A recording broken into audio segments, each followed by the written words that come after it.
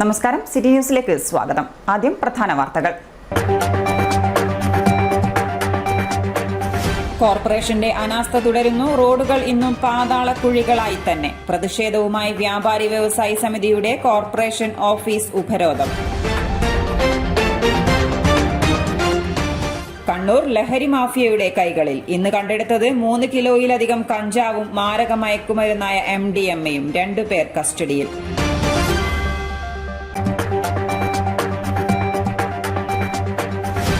വിവാദങ്ങൾ ഒഴിഞ്ഞു. പ്രിയ വർഗീസ് അസോസിയേറ്റ് പ്രൊഫസറായി ചുമതലയേറ്റു. ഇന്ന് തന്നെ നീലേശ്വരം ക്യാമ്പസിൽ ജോലിയിൽ പ്രവേശിക്കുമെന്നും പ്രിയ വർഗീസ്.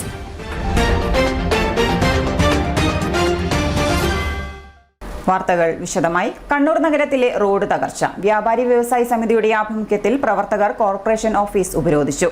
നഗരത്തിലെ മലിനജല പൈപ്പ് ലൈൻ എടുത്ത കുഴിയിലേക്കാണ് ദിനംപ്രതി മാർക്കറ്റിലേക്ക് ലോഡുമായി വരുന്ന വാഹനങ്ങൾ താഴ്ന്നു പോകുന്നത്. നഗരത്തിലെ റോഡുകൾ തകർന്നതുമൂലം നിരവധി ലോറികളാണ് മലിനജല ശുദ്ധീകരണ പ്ലാന്റിനായി കുഴിയെടുത്ത സ്ഥലങ്ങളിൽ താഴ്ന്നു പോകുന്നത്. ഇതിപ്പോൾ പതിവായിരിക്കുകയാണ്. ഒരു 6 മാസം മുന്നേ കണ്ണൂർ ടൗണില് മലിനജലം പോകാൻ വേണ്ടി മാലിന്യ പ്ലാന്റിനായിട്ട് കീറി മുറിച്ച് റോഡാകെ അബദ്ധാക്കിയിട്ടുണ്ട്. അപ്പോൾ ഈ റോഡ് മൂടണമെന്ന് പറഞ്ഞുകൊണ്ട് അതായത് നിരവധി പൊതുജനങ്ങളിൽ വ്യാപാരികൾക്കും കൊടിയിൽ നിന്ന് സഹിക്കാൻ കഴിയാത്തതിന് ശേഷം വ്യാപാരി വ്യവസായ സമിതി സഹി കെട്ടിട്ട് 3 പ്രാവശ്യം ഞങ്ങൾ മാർച്ചും തന്നെയും കോർപ്പറേഷൻ കൊണ്ട് നടത്തി. അതിനുശേഷം ജസ്മോളിൻ്റെ അടുത്ത് ഞങ്ങളൊരു റോഡ് ഉപരോധം അടക്കം നടത്തിയിട്ടുണ്ട്. അപ്പോൾ ഇപ്പം അതിനുശേഷം ഇവർ റോഡ് എങ്ങനെയൊക്കെ അശാസ്ത്രീയമായിട്ടാണ് മൂടിയിട്ടുള്ളത്.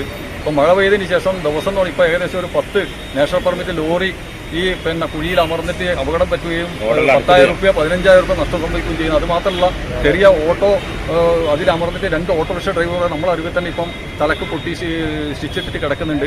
അവിടെ കച്ചവടക്കാർക്ക് നിർഭയമായി കച്ചവടം ചെയ്യാനൊരു സാഹചര്യം ഉണ്ടാക്കണം എന്ന് പറഞ്ഞാൽ ഞങ്ങൾ ഈ സമരം നടത്തിയത്.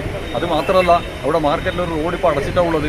ഇനിയിപ്പോൾ ഓണാന്ന് വരുന്ന ഒരു സീസൺ. നമ്മൾ ഈ 2 കൊല്ലം കോവിഡൊക്കെ കഴിഞ്ഞു കച്ചവടം കുറച്ചൊന്ന് പച്ചപിടിച്ച് വരുന്ന സമയത്ത് ഇങ്ങനെയുള്ള കാരണം കൊണ്ട് നമുക്ക് അവിടെ ഒരു സാധനം കൊണ്ട് ഇറക്കുവാനോ മറ്റു വ്യാപാരികൾക്ക് സാധനം കൊണ്ടുപോകാനോ കണ്ണൂർ മാർക്കറ്റിൽ സാധിക്കുന്നില്ല. മാർക്കറ്റ് ഒണ്ടൻ റോഡ് അതുപോലെ കണ്ണൂർ ടൗണിലെ മിക്ക സ്ഥലങ്ങളിലും ഇതിനുവേണ്ടി കീറിയിട്ട് പെട്ടെന്ന് ഒരു അശാസ്ത്രീയം മൂടിയുകൊണ്ട് അത് അടിയന്തരമായിട്ട് റിപ്പയർ ചെയ്യണം. കഴിഞ്ഞ ദിവസം മലിനജല പ്ലാന്റിന്റെ ജംഗ്ഷൻ ബോക്സ് ഉൾപ്പെടെ കേടുപാടുകൾ പറ്റിയിരുന്നു. വാട്ടർ അതോറിറ്റി പൈപ്പ് ലൈനും തകർന്നിരുന്നു. കുഴിയിൽ ലോറികൾ താഴ്ന്നതുമൂലം ലോറി ജീവനക്കാർക്ക് വലിയ സാമ്പത്തിക നഷ്ടമാണ് ഉണ്ടാകുന്നത്. ശാസ്ത്രീയമായിട്ട് മാനദണ്ഡങ്ങൾ പാലിച്ചുകൊണ്ടുള്ള ഇങ്ങനെ തകരാതെ വാഹനങ്ങൾ അമർന്നു പോകുന്ന പ്രതിവാസമുള്ള റോഡുകൾ ഉണ്ടാക്കുകയല്ല വേണ്ടത്. സ്ഥിരമായിട്ട് ജനങ്ങൾക്ക് ഉപകാരപ്പെടുന്ന ആ ഫണ്ടുകൾ ഉപയോഗിക്കുമ്പോൾ അത് ജനങ്ങളുടേതാണ്, അത് പൊതുസമൂഹത്തിന്റെ ഫണ്ടാണ്. അത് ഉപയോഗിക്കപ്പെടാൻ അതിൻ്റെതായ മാനദണ്ഡങ്ങൾ പാലിച്ചുകൊണ്ട് തന്നെയാണ് നടപ്പിലാക്കേണ്ടത്. കോർപ്പറേഷൻ അധികാരികൾക്ക് അറിയാം. അവർ തിരിഞ്ഞു നോക്കിയിട്ടില്ല. ഓരോ കാറുകൾ തിരഞ്ഞെടുക്കുമ്പോൾ ഇവിടെ അതിനെ പറ്റിയ ഉദ്യോഗസ്ഥന്മാരെ PWD ഉദ്യോഗസ്ഥന്മാരെ പരിശോധിക്കേണ്ടവരില്ലേ? അത് പരിശോധിക്കേണ്ട എങ്ങനെയൊക്കെയാണ് ടാർ ചെയ്യുന്നത് എന്നുള്ളത്.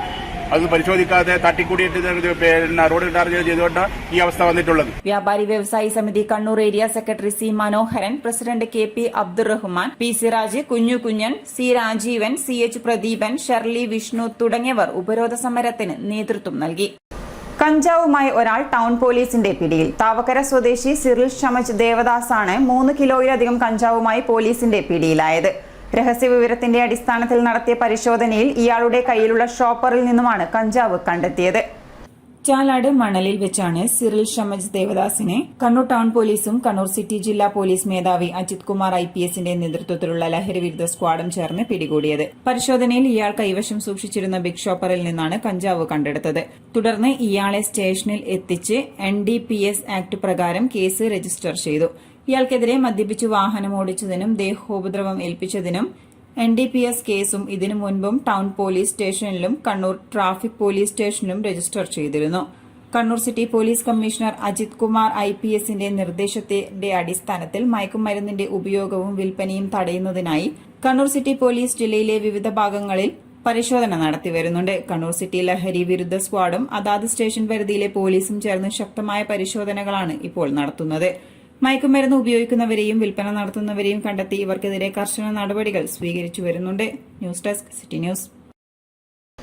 ലക്ഷങ്ങളുടെ ലഹരി മരുന്നുമായി വിദ്യാർത്ഥി പിടിയിൽ. ബാംഗ്ലൂരിൽ നിന്നും വിൽപ്പനയ്ക്കായി കണ്ണൂരിൽ എത്തിച്ച MDMA-യുമായാണ് പള്ളിക്കുന്ന് ചാലാട് സ്വദേശി ദിൽഷാദിനെ excise and anti narcotic and special സ്ക്വാഡിലെ സർക്കിൾ ഇൻസ്പെക്ടർ PP ജനാർദ്ദനനും സംഘവും പിടികൂടിയത്.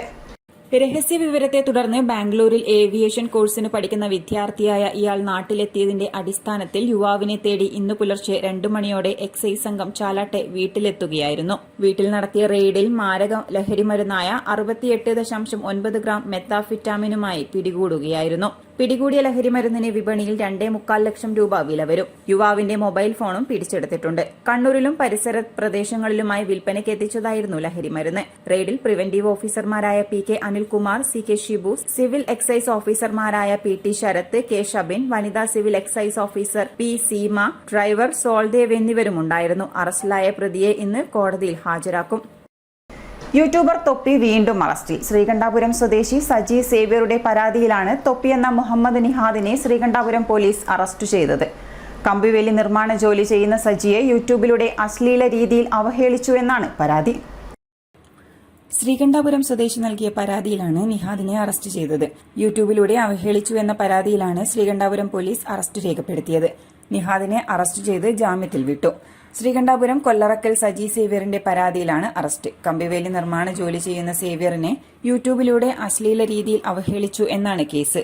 അശ്ലീലമായി തന്നെക്കുറിച്ച് യൂട്യൂബിൽ സംസാരിക്കുന്നു എന്നാണ് സേവ്യറിന്റെ പരാതിയിൽ പറയുന്നത്. തൊപ്പി പറയുന്നത് കേട്ട് മറ്റുള്ളവരും സേവ്യറിനെ അവഹേളിക്കാൻ തുടങ്ങിയതോടെയാണ് ഇയാൾ പോലീസിൽ പരാതി നൽകിയത്. അമേരിക്കയിലെ ഒരു യൂട്യൂബർ ആളുകളെ വീഡിയോ ചെയ്ത് കയ്യിലെടുക്കുന്ന ശൈലി പരീക്ഷിച്ചതാണ് തൊപ്പിക്ക് തിരിച്ചടിയായത്. അത്തരം വീഡിയോ ചെയ്യുന്നത് കണ്ട് ആവേശം കൊണ്ടാണ് താനും വീഡിയോകൾ ചെയ്യാൻ തുടങ്ങിയതെന്ന് ചോദ്യം ചെയ്യലിൽ നിഹാദ് പറഞ്ഞു. ഇനിയൊരു ഇടവേളയ്ക്ക് മുമ്പായി പ്രധാന വാർത്തകൾ ഒരിക്കൽ കൂടി. കോർപ്പറേഷന്റെ അനാസ്ഥ തുടരുന്നു. റോഡുകൾ ഇന്നും പാതാളക്കുഴികളായി തന്നെ. പ്രതിഷേധവുമായി വ്യാപാരി വ്യവസായി സമിതിയുടെ കോർപ്പറേഷൻ ഓഫീസ് ഉപരോധം.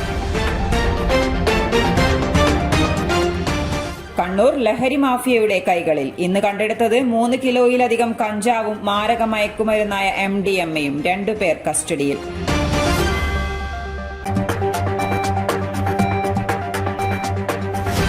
വിവാദങ്ങൾ ഒഴിഞ്ഞു. പ്രിയ വർഗീസ് അസോസിയേറ്റ് പ്രൊഫസറായി ചുമതലയേറ്റു. ഇന്ന് തന്നെ നീലേശ്വരം ക്യാമ്പസിൽ ജോലിയിൽ പ്രവേശിക്കുമെന്നും Priya Varghese.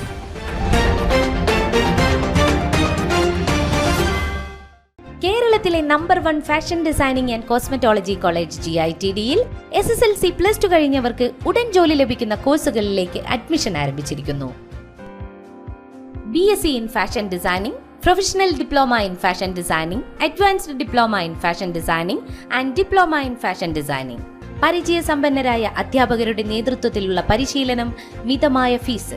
Professional diploma in beautician and cosmetology, advanced diploma in beautician and cosmetology and diploma in beautician and cosmetology. പരിചയസമ്പന്നരായ അധ്യാപകരുടെ നേതൃത്വത്തിലുള്ള pre primary teacher training course. എല്ലാ വർഷവും നടന്നുവരുന്ന ഡിസൈനർ ഷോ GITD-യുടെ മാത്രം പ്രത്യേകതയാണ്. GITD, എന്റെ അഭിമാനം, എന്റെ മേൽവിലാസം.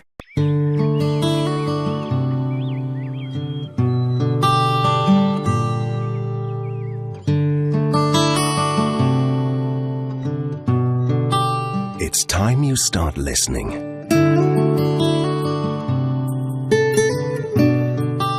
Listen to the breeze, to the bird song. Find your own tune at Wynard Village Resort.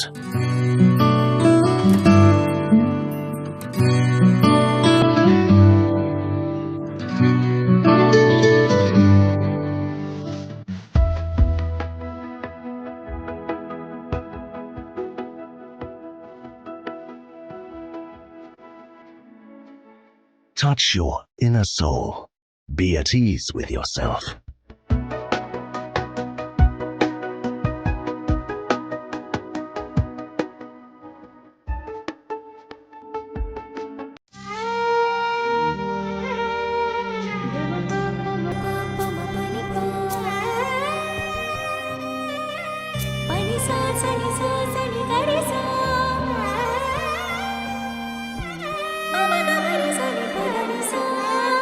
സുന്ദരി മാറിൽ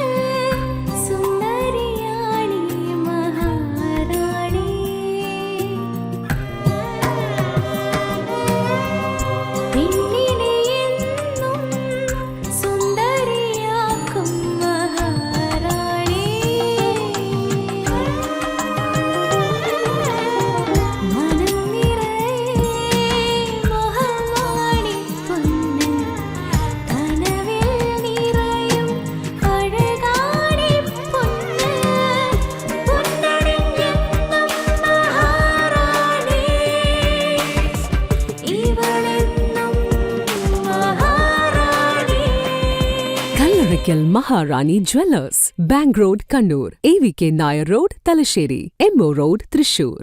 വാർത്തകൾ തുടരുന്നു.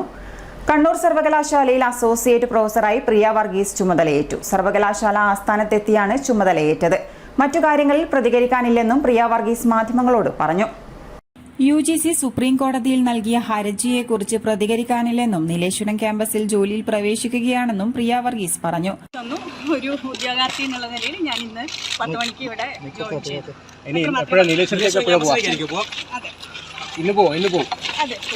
ഹൈക്കോടതി ഡിവിഷൻ ബെഞ്ച് ഉത്തരവിന് പിന്നാലെ പ്രിയയ്ക്ക് സർവകലാശാല നിയമന ഉത്തരവ് കൈമാറിയിരുന്നു.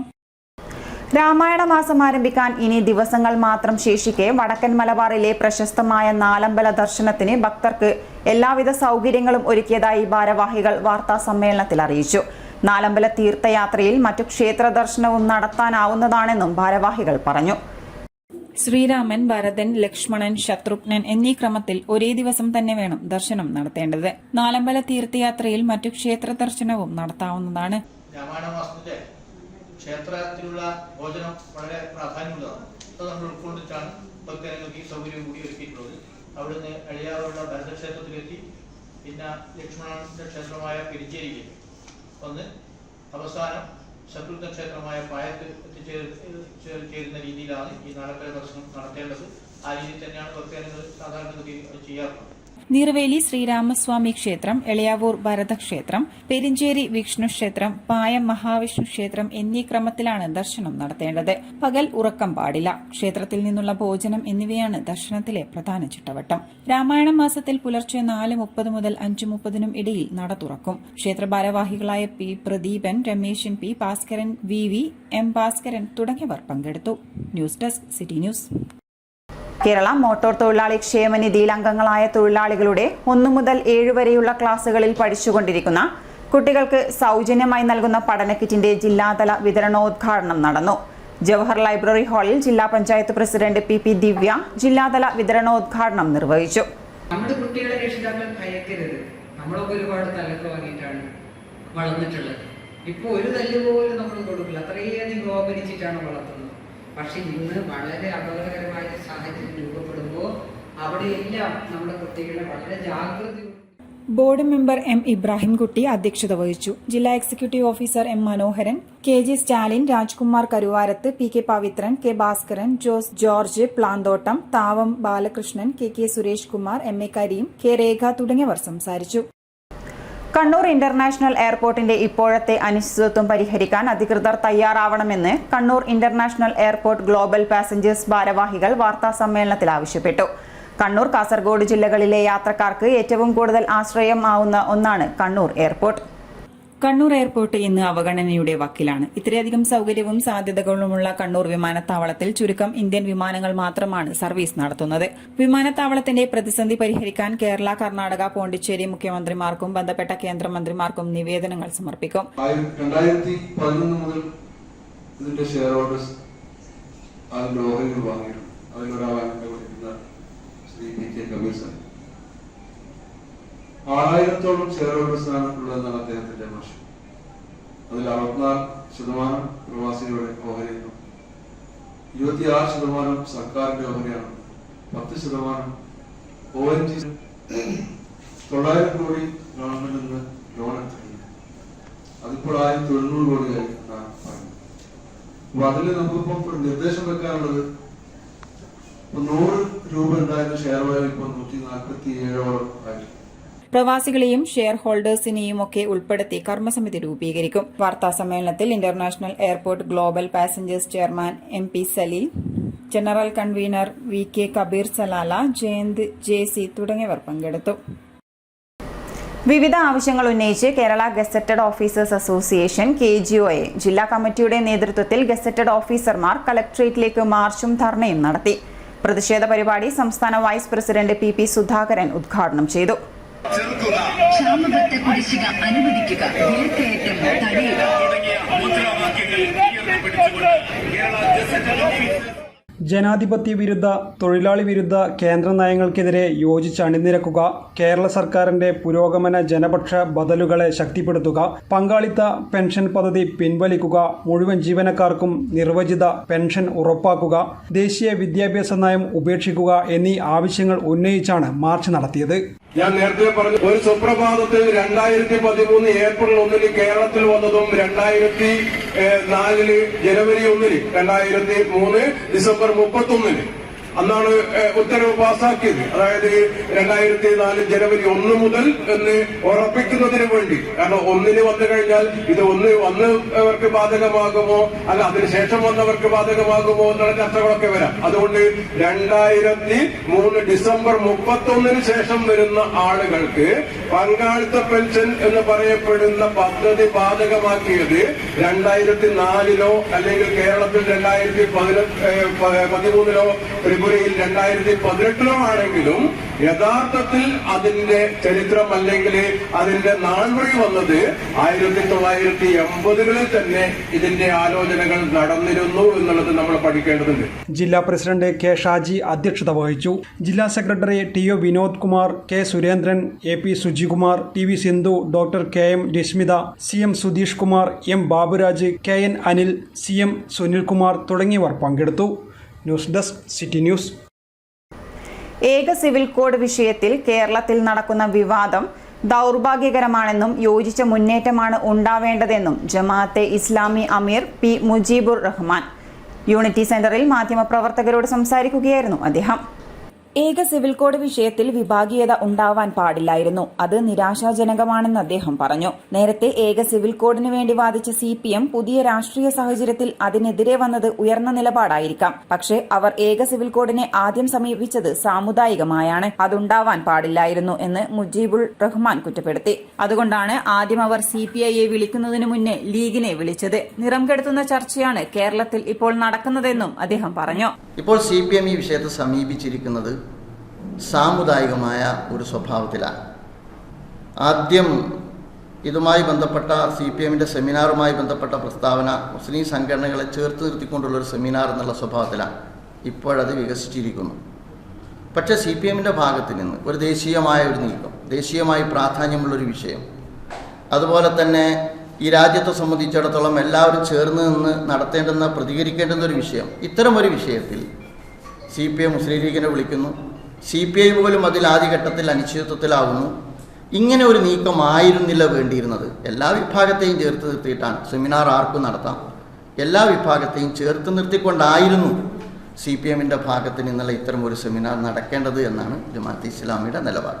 ഏക സിവിൽ കോഡ് രാജ്യത്തിന് പ്രത്യാഘാതമുണ്ടാക്കും. ഒരു വീട്ടിൽ 2 വ്യക്തി നിയമം എന്തിനാണെന്ന് പ്രധാനമന്ത്രി പറഞ്ഞത് വളരെ ബോധപൂർവമാണ്. രാജ്യത്ത് വിവിധങ്ങളായ വ്യക്തി നിയമങ്ങളുണ്ട് എന്നിരിക്കെ 2 വ്യക്തി നിയമം എന്തിന് എന്ന് പറഞ്ഞത് ഹിന്ദു മുസ്ലിം വിഭാഗീയത ഉണ്ടാക്കാനാണ്. 2024 തെരഞ്ഞെടുപ്പിൽ ഹിന്ദു ഏകീകരണം ഉണ്ടാക്കുകയാണ് ലക്ഷ്യം. അമിത്ഷാ ഏക സിവിൽ കോഡിൽ നിന്നും ക്രിസ്ത്യൻ ഗോത്ര വിഭാഗങ്ങളെ ഒഴിവാക്കുമെന്ന് പറഞ്ഞതിൽ തന്നെ എല്ലാം വ്യക്തമാണ്. രാജ്യത്ത് ശിഥിലീകരണം ഉണ്ടാക്കാനാണ് ഇത് ഇടയാക്കുകയെന്നും അദ്ദേഹം പറഞ്ഞു. അമിത്ഷാ പറഞ്ഞു ക്രൈസ്തവ സമൂഹത്തെ അതിൽ നിന്ന് മാറ്റി നിർത്തിയിരിക്കുന്നു, ട്രൈബ്സിനെയും അതിൽ നിന്ന് മാറ്റി നിർത്തിയിരിക്കുന്നു എന്നാണ് അമിത്ഷാ പറഞ്ഞത്. അതോടുകൂടി വളരെ കൃത്യമാണ് എന്താണ് കേന്ദ്ര സർക്കാർ അതുകൊണ്ട് ഉദ്ദേശിച്ചത് എന്ന്. നമുക്കറിയാം, ഇത് ഒരു സമുദായത്തിൻ്റെ പ്രശ്നമല്ല. ജമാഅത്തെ ഇസ്ലാമി തുടക്കത്തിലെ ഇതിനോട് പ്രതികരിച്ചത് അങ്ങനെ തന്നെയാണ്. ഇത് ഏതെങ്കിലും ഒരു മതവിഭാഗത്തിൻ്റെയോ ഏതെങ്കിലും ഒരു സമുദായത്തിൻ്റെയോ പ്രശ്നമല്ല. ഇത് രാജ്യത്ത് നിലനിൽക്കുന്ന ബഹുസ്വര മൂല്യങ്ങളുമായി ബന്ധപ്പെട്ട, രാജ്യത്ത് നിലനിൽക്കുന്ന ഭരണഘടനാ മൂല്യങ്ങളുമായി ബന്ധപ്പെട്ട, രാജ്യത്ത് നാം നിലനിർത്തി പോരുന്ന പാരമ്പര്യവുമായി ബന്ധപ്പെട്ട അപകടകരമായ നീക്കമാണ്. വാർത്താ സമ്മേളനത്തിൽ സംസ്ഥാന സെക്രട്ടറി ഷിഹാബ് പൂക്കോട്ടൂർ, PK മുഹമ്മദ് സാജിദ് തുടങ്ങിയവർ പങ്കെടുത്തു. City news Kannur. ഇനി സ്വർണം വെള്ളി നിരക്ക്. സ്വർണം വെള്ളി നിരക്കുകൾ നിങ്ങൾക്കായി അവതരിപ്പിക്കുന്നത് Allarakkal Maharani jewellers, bank road Kannur, AVK Nair road Thalassery, MO road Thrissur. സ്വർണം ഗ്രാമിന് 5465 രൂപ, പവന് 43,720 രൂപ, വെള്ളി 77 രൂപ. അറിയിപ്പ്. ഇന്ത്യൻ ഇൻസ്റ്റിറ്റ്യൂട്ട് ഓഫ് ഹാൻഡ്ലൂം ടെക്നോളജിയിൽ AICT അംഗീകാരമുള്ള ത്രിവത്സര handloom and textile technology diploma കോഴ്സിന് ഒഴിവുള്ള സീറ്റുകളിലേക്ക് ജൂലൈ 19 രാവിലെ 10 മണിക്ക് തോട്ടടയിലുള്ള ഇൻസ്റ്റിറ്റ്യൂട്ട് ക്യാമ്പസിൽ തത്സമയ പ്രവേശനം നടത്തും. അപേക്ഷിക്കാത്തവർക്കും പങ്കെടുക്കാം. SSLC തുല്യതാ പരീക്ഷയിൽ ഇംഗ്ലീഷ് ഒരു വിഷയമായി പഠിച്ച് പാസ്സായവർ transfer certificate, SSLC certificate, nativity community സർട്ടിഫിക്കറ്റുകൾ എന്നിവയുടെ അസൽ സഹിതം നേരിട്ട് ഹാജരാവണം. പ്രായം 2023 ജൂലൈ 1-ന് 15-നും 23-നും ഇടയിൽ. Phone number 0497283539 0497296539. സംസ്ഥാന ഭിന്നശേഷി അവാർഡിന് അപേക്ഷ ക്ഷണിച്ചു. ഭിന്നശേഷി മേഖലയിൽ മികച്ച പ്രവർത്തനങ്ങൾ കാഴ്ചവെച്ച വ്യക്തികൾ, സ്ഥാപനങ്ങൾ എന്നിവയ്ക്ക് സാമൂഹ്യനീതി വകുപ്പിന്റെ സംസ്ഥാന ഭിന്നശേഷി അവാർഡിന് അപേക്ഷ ക്ഷണിച്ചു. ഭിന്നശേഷി വിഭാഗത്തിൽപ്പെട്ട മികച്ച ജീവനക്കാരൻ government or public sector, private sector, office മേധാവി മുഖേന നോമിനേഷൻ സമർപ്പിക്കണം. സ്വകാര്യ മേഖലയിൽ ഏറ്റവും കൂടുതൽ ഭിന്നശേഷിക്കാർക്ക് തൊഴിൽ ലഭ്യമാക്കിയ തൊഴിൽദായകർ, ഭിന്നശേഷി മേഖലയിൽ പ്രവർത്തിക്കുന്ന മികച്ച NGO സ്ഥാപനങ്ങൾ, മികച്ച മാതൃകാ വ്യക്തി, ഭിന്നശേഷിയുള്ള വ്യക്തി, മികച്ച സർഗാത്മക കഴിവുള്ള കുട്ടി, മികച്ച കായിക താരം, ദേശീയ അന്തർദേശീയ പുരസ്കാരങ്ങൾക്ക് അർഹരായിട്ടുള്ളവർ, ഭിന്നശേഷി മേഖലയിൽ മികച്ച പ്രകടനം കാഴ്ചവെച്ച ജില്ലാ പഞ്ചായത്ത്, ജില്ലാ ഭരണകൂടം, കോർപ്പറേഷൻ, നഗരസഭ, ബ്ലോക്ക് പഞ്ചായത്ത്, ഗ്രാമപഞ്ചായത്ത്, തദ്ദേശ സ്വയംഭരണ വകുപ്പിന്റെ ജില്ലാ, മേഖല, സംസ്ഥാനതല കൺട്രോളിംഗ് ഓഫീസർ മുഖേന നോമിനേഷൻ ലഭ്യമാക്കണം. NGOകൾ നടത്തുന്ന ഭിന്നശേഷി മേഖലയിലെ മികച്ച പുനരധിവാസ കേന്ദ്രം, സാമൂഹ്യനീതി വകുപ്പിലെ മികച്ച ഭിന്നശേഷി ക്ഷേമ സ്ഥാപനം, ഭിന്നശേഷി സൗഹൃദ സ്ഥാപനം, സംസ്ഥാന സർക്കാർ വകുപ്പുകളുടെ മികച്ച ഭിന്നശേഷി സൗഹൃദ വെബ്സൈറ്റ്, ബന്ധപ്പെട്ട വകുപ്പ് മേധാവി മുഖേന നോമിനേഷൻ ലഭ്യമാക്കണം. ഭിന്നശേഷി സൗഹൃദ റിക്രിയേഷൻ സെന്ററുകൾ, സ്കൂൾ, ഓഫീസ്, തദ്ദേശ സ്വയംഭരണ സ്ഥാപനങ്ങൾ, വിദ്യാഭ്യാസ സ്ഥാപനങ്ങൾ മുതലായവ ബന്ധപ്പെട്ട വകുപ്പ് മേധാവി മുഖേന നോമിനേഷൻ ലഭ്യമാക്കണം. ഭിന്നശേഷിക്കാരുടെ ജീവിത നിലവാരം മെച്ചപ്പെടുത്താൻ സഹായകമാകുന്ന പുതിയ പദ്ധതികൾ, ഗവേഷണങ്ങൾ, സംരംഭങ്ങൾ എന്നിവയ്ക്ക് അപേക്ഷിക്കാം. നിശ്ചിത ഫോറത്തിൽ പൂരിപ്പിച്ച അപേക്ഷ ജൂലൈ 31-നകം ജില്ലാ സാമൂഹ്യനീതി ഓഫീസിൽ സമർപ്പിക്കണം. മുൻവർഷങ്ങളിൽ സംസ്ഥാന അവാർഡ് ലഭിച്ചവർ വീണ്ടും അപേക്ഷിക്കേണ്ട.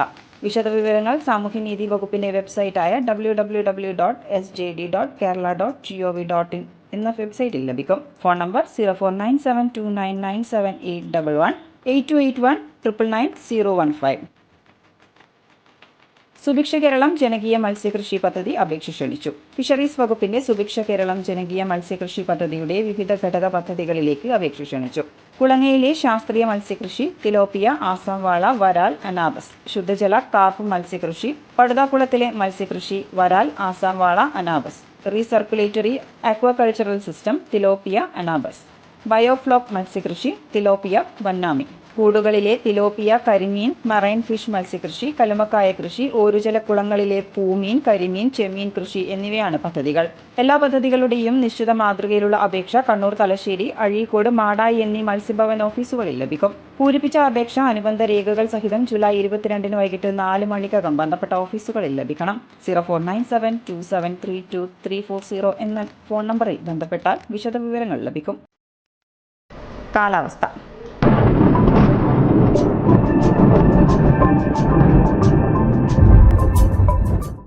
സംസ്ഥാനത്ത് അതിതീവ്രമായ മഴ കുറഞ്ഞുവെങ്കിലും കാലവർഷം തുടരുമെന്ന് അറിയിപ്പ്.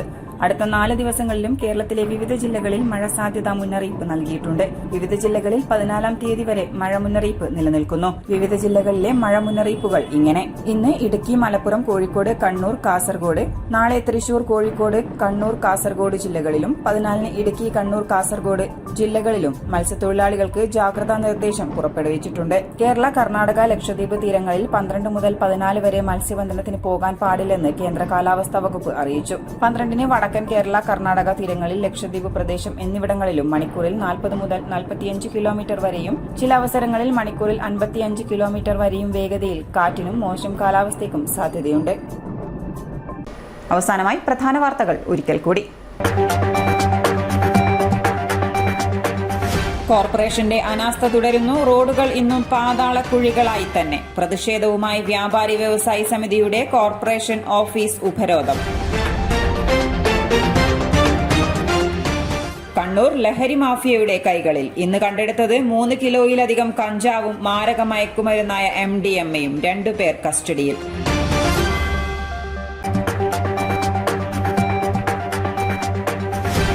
വിവാദങ്ങൾ ഒഴിഞ്ഞു. പ്രിയ വർഗീസ് അസോസിയേറ്റ് പ്രൊഫസറായി ചുമതലയേറ്റു. ഇന്ന് തന്നെ നീലേശ്വരം ക്യാമ്പസിൽ ജോലിയിൽ പ്രവേശിക്കുമെന്നും പ്രിയ വർഗീസ്.